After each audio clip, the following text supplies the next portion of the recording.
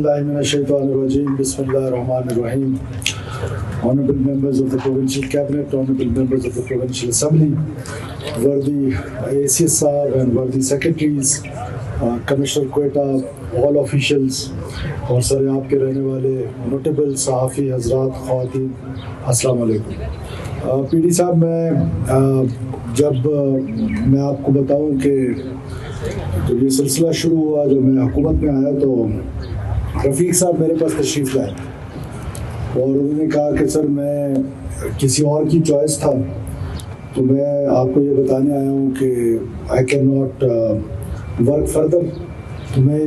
آپ سے یہ کہنے ہوں کہ آپ اپنی مرضی کا کوئی پی ڈی لے آئے، کیونکہ یہ چیف منسٹر کا اسپیشل فوکس ہوتا ہے کوئٹہ میں، تو میں شاید اس طرح ڈلیور کر پاؤں یا نہ کر پاؤں۔ تو میں نے ان سے کہا کہ میں شام میں آپ کو میسج کر دوں گا۔ تو شام میں نے ان کو جو میسج کیا تو وہ پی ڈی ڈیرا بگٹی کا چارج بھی میں نے ان کو دے دیا، بیکاز یو ڈیزرو دیٹ۔ اور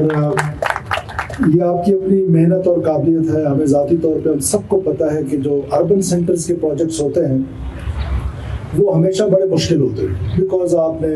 لینڈ ایکوزیشن کرنی ہوتی ہے اور اس میں پھر بہت لائن ڈپارٹمنٹس، پھر گیس پائپ لائنس، پھر بجلی، پھر کیا سو اینڈ سو آن۔ تو آپ لوگوں نے بڑی محنت کی ہے، خاص طور پہ یہ بلڈنگ دیکھ کر تو بہت دل خوش ہوا ہے کہ یہ ایک ماڈرن بلڈنگ ہے، جو کانسیپٹ آپ لے کر آئے ہیں ایک ماڈرنائزیشن کا،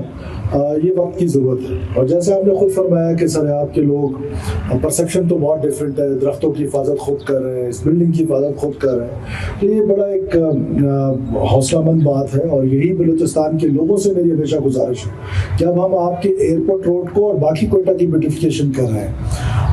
میری میڈیا کے توسط سے بھی کوئٹہ کے تمام لوگوں سے یہ درخواست ہے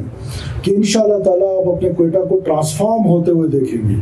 بہت خوبصورت کوئٹہ ہم دوبارہ بنانے کے لیے جا رہے ہیں، لیکن اس کے لیے ہمیں آپ کا تعاون چاہیے۔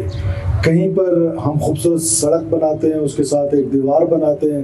اس کو انتہائی خوبصورت کرتے ہیں، آپ آ کے لکھ جاتے ہیں فلانا زندہ باد، فلانا مرد آباد۔ تو ہمارا وال چاکنگ کا جو قانون ہے وہ حرکت میں آئے گا، اور اب انشاءاللہ وال چاکنگ کوئٹہ کی دیواروں پہ ختم ہوگی اور کوئٹہ کو ایک دوبارہ خوبصورت شہر بنانے کی پوری کوشش کریں گے، اور انشاءاللہ تعالیٰ اللہ تعالیٰ ہمیں کامیاب بھی کرے گا۔ فیوچر کے لیے میں سریاب میں ہوں، اور سریاب کی جو وائٹننگ پہلے ہوئی تھی اس سے آگے جو رک گئی تھی، کل اس پر ہم نے بہت